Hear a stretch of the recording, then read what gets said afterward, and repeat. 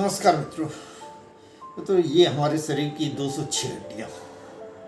प्राय आपने देखा होगा कि कोई चोट लग जाने के कारण इनमें फ्रैक्चर हो जाता है, लेकिन कुछ अवस्थाएं, कुछ बीमारियां ऐसी हैं कि जरा सी चोट लगी या ना भी लगे तो जरा से झटके में ही फ्रैक्चर हो जाता है। क्यों हो जाता है, क्या कारण है? ये बीमारियां ओस्टोपोरोसिस एवं ओस्टोजेनेसिस इम्परफेक्टा, जिसके बारे में हम आज चर्चा करेंगे।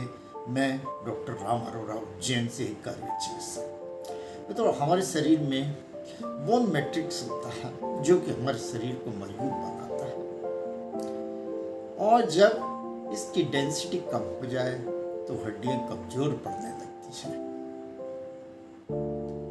दो बीमारियां जिसमें कि हड्डियां बहुत ही कमजोर हो जाती हैं वो हैं ओस्टोपोरोसिस और ओस्टोजेनेसिस इम्परफेक्ट।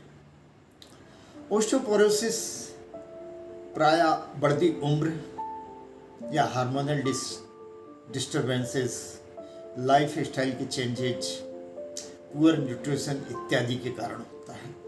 लेकिन ओस्टियोजेनेसिस जो है वो एक तरह की जीन्स के द्वारा बीमारी है जो कि शरीर के कोलेजन को प्रभावित करती है, उसको बनने से रोकती है। कोलेजन एक ऐसा प्रोटीन है जिसके कारण हड्डियां, मसल्स, टेंडन्स इत्यादि मजबूत बनते हैं, और जब ये कोलेजन कम हो जाता है तो हड्डियां कमजोर हो जाती हैं।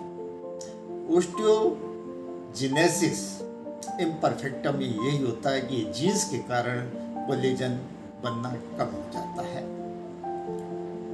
एज फैक्टर देखा जाए तो ये बढ़ती हुई उम्र में होती है ओस्टियोपोरोसिस, मेनोपॉज के बाद।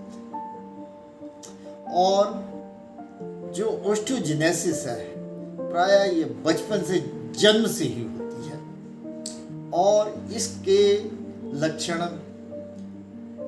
बचपन में या बाद में कभी भी दिखाई दे सकते हैं, डायग्नोसिस हो सकता है, बाद में पहचान हो सकती है, लेकिन ये बीमारी पैदाइशी ही हो जाती है। इसका क्या लक्षण है ओस्टोपोरोसिस का? कि जो बोन मैरो डेंसिटी है BMD वो कम हो जाती है, और इसका फ्रैक्चर प्राय वेट बेयरिंग जॉइंट्स जैसे कि hip joints, knee joint, spine, wrist इत्यादि पर फ्रैक्चर अक्सर होता है। जबकि ओस्टियोजेनेसिस में इतनी ज़्यादा फ्रेजिलिटी या भंगुरता या कमजोरी हड्डियों की हो जाती है कि जरा से झटके में ही हड्डी टूट जाती है, और जीवन में प्राय इस बीमारी के रोगी को कई बार फ्रैक्चर होते हैं, मल्टीपल फ्रैक्चर्स होते हैं। डायग्नोसिस कैसे करेंगे? ओस्टियोपोरोसिस में तो BMD, बोन मिनरल डेंसिटी के द्वारा, बोन मिनरल डेंसिटी के द्वारा, और इसका जेनेटिक टेस्ट होता है ओस्टियोजेनेसिस का। प्राय ओस्टियोपोरोसिस के रोगी बहुत अधिक देखने को मिलते हैं। ओस्टियोजेनेसिस का तो 10 से 20 हजार में एक रोगी मिलता है, जबकि ओस्टियोपोरोसिस के बहुत से रोगी रहते हैं। इसलिए हम आज ओस्टियोपोरोसिस पर विशेष चर्चा करने जा रहे हैं। ये बढ़ती हुई उम्र, मोटापा, डायबिटीज, कुछ दवाइयों के साइड इफेक्ट आदि के कारण बोन मिनरल डेंसिटी कम हो जाती है, हड्डियां कमजोर हो जाती हैं, और जरा सी चोट लगने पर भी फ्रैक्चर हो जाता है। इसकी चिकित्सा क्या है, क्या मैनेजमेंट करेंगे? तो सबसे पहले तो शरीर का डिटॉक्सिफिकेशन यानी कि शरीर का शुद्धिकरण किया जाए, प्यूरिफिकेशन किया जाए, जो कि आयुर्वेद पंचकर्म द्वारा किया जाता है। इसके अलावा स्वस्थ रहने के लिए, खून बढ़ाने के लिए, हड्डियों को मजबूत करने के लिए निम्न बातों का ध्यान रखें। तनाव से दूर रहें, खुलकर मस्ती रहें, हंसें, रोज सुबह घूमने जाएं, तली गली चीज़ों का इस्तेमाल कम करें, और मौसम के अनुसार फल फ्रूट इत्यादि खाएं।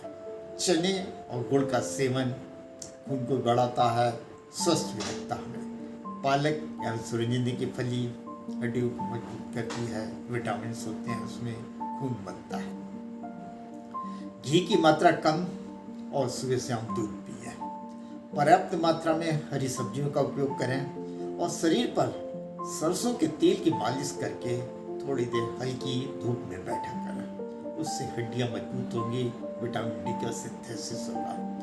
मोटापे को दूर करें, प्रातः सायं घूमने जाएं, फल फ्रूट का उचित उपयोग करें और नियमित रूप से योग, व्यायाम, एक्सरसाइज करें और हंस रहें, मस्त रहें।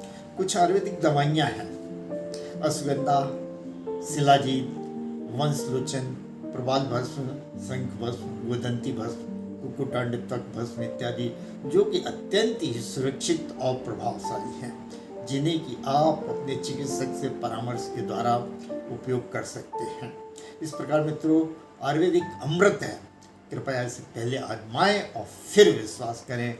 हमारी हार्दिक शुभकामनाएं। आप हमेशा सुखी रहें, स्वस्थ रहें, प्रसन्न रहें। बहुत बहुत धन्यवाद मित्रों। नमस्कार।